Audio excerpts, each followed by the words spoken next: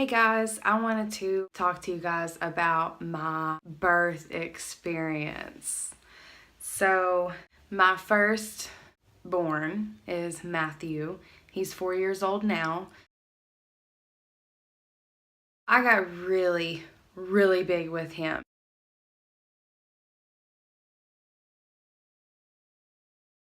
So, I had some problems towards the end of my pregnancy with my blood pressure. My blood pressure was starting to rise.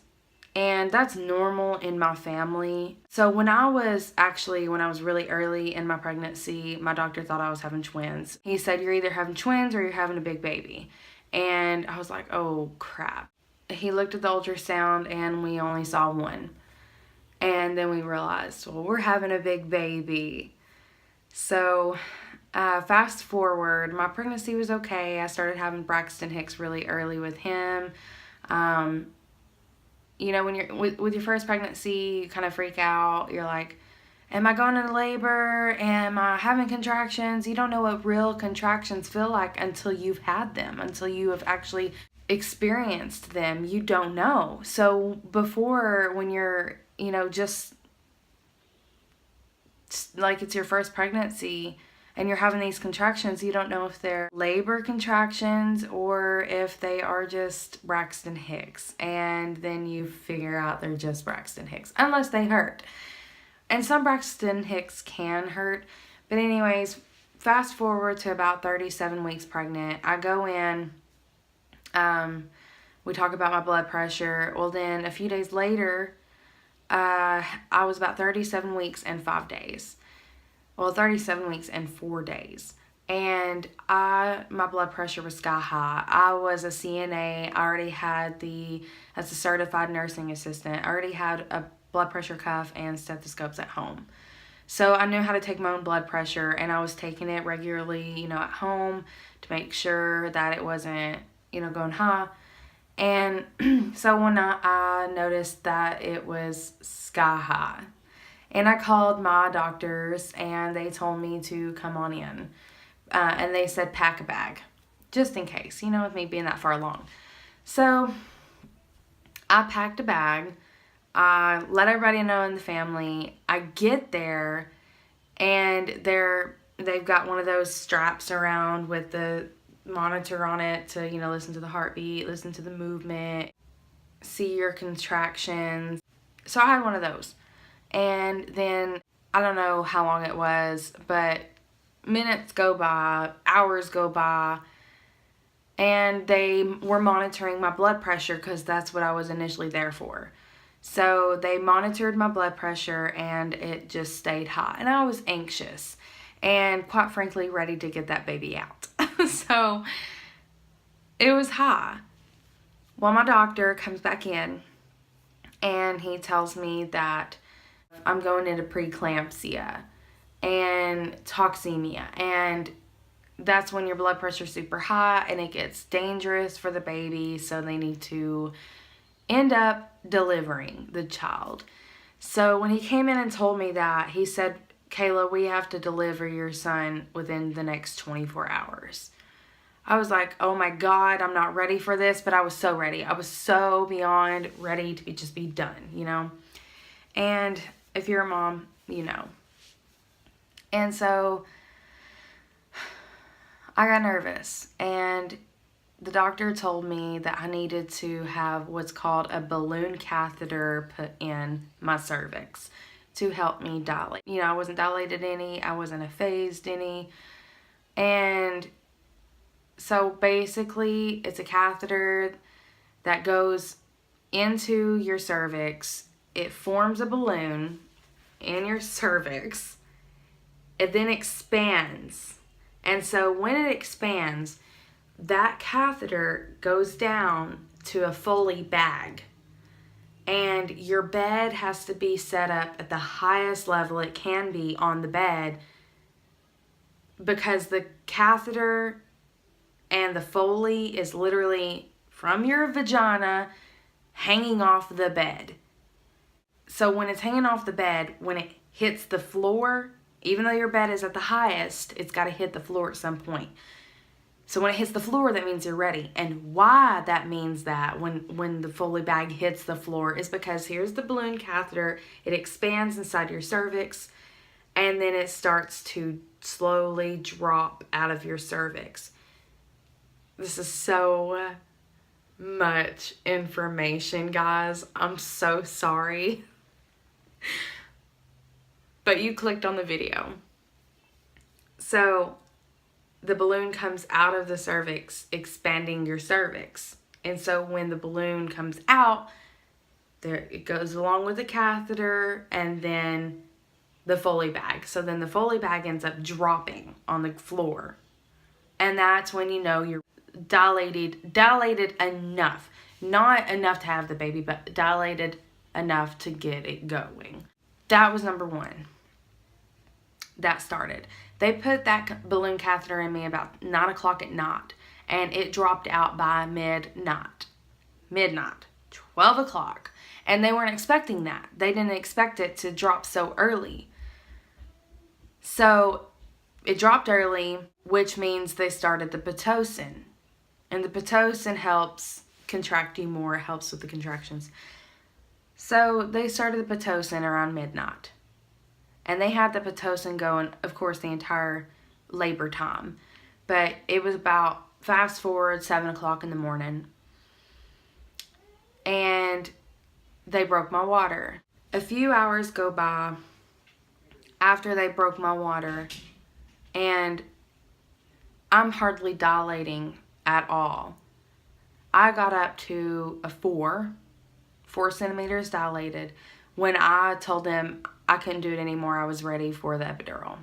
And so they bent me over. I don't remember them giving me an option to lay on my side. My husband said that they did, but if I would have heard that, I would have chose that.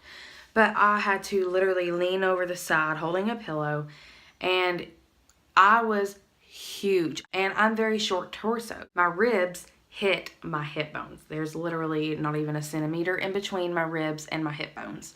So I go out with my belly. And so I had a hard time bending over, like not bending over, but it's you lean over like you're sitting on the edge of the bed and you're leaning over. And oh my God, everything hurts because every 5 seconds I was contracting. So that sucked. They finally got it in. I laid back down. It started working.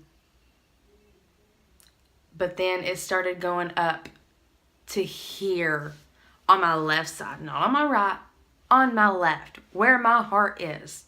The epidural went all the way up to my chest on my left side, which scared me because you think paralysis, you can't breathe. It's, it gives you a hard time to breathe.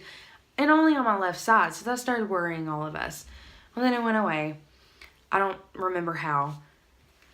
So then I started to get a huge migraine. Very, very bad migraine.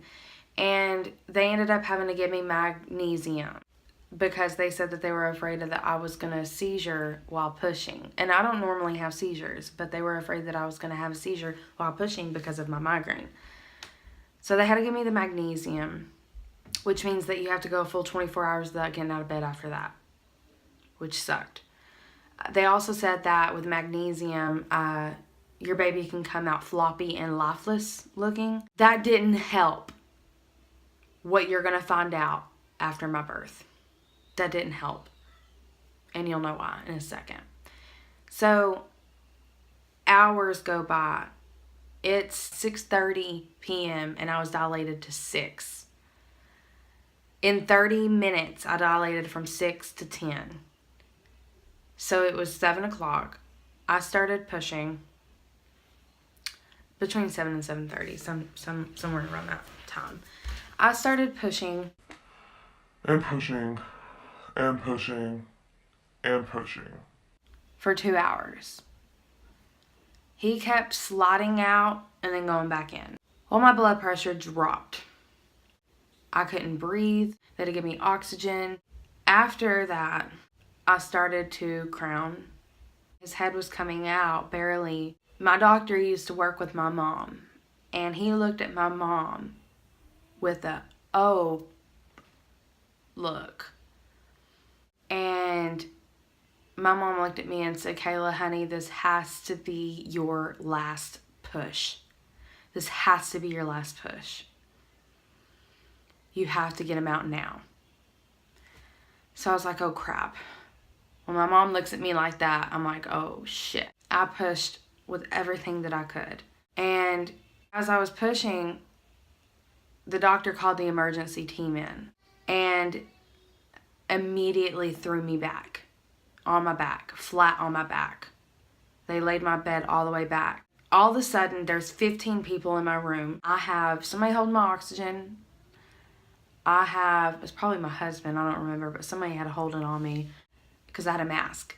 I had a nurse literally on her hands and knees.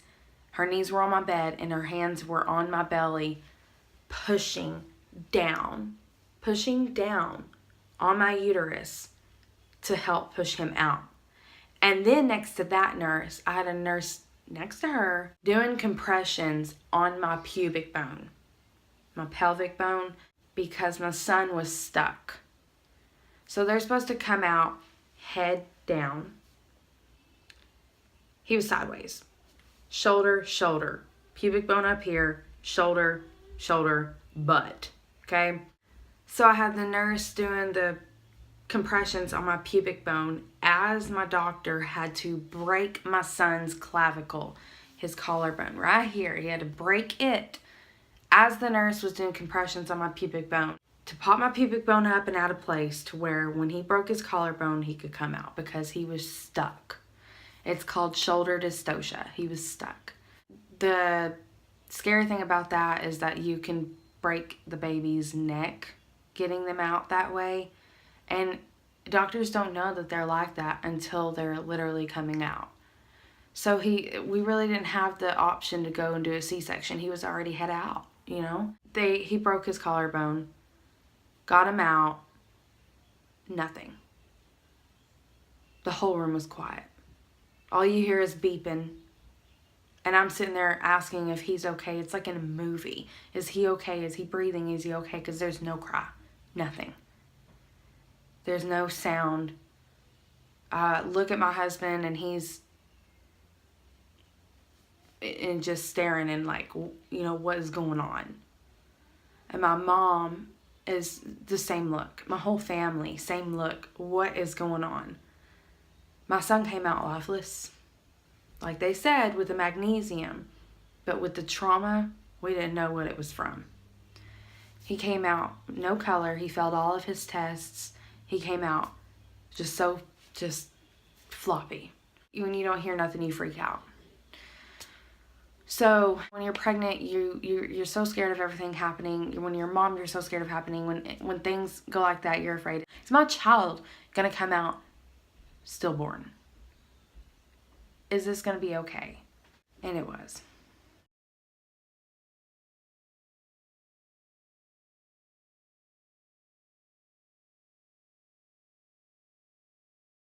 Thank God.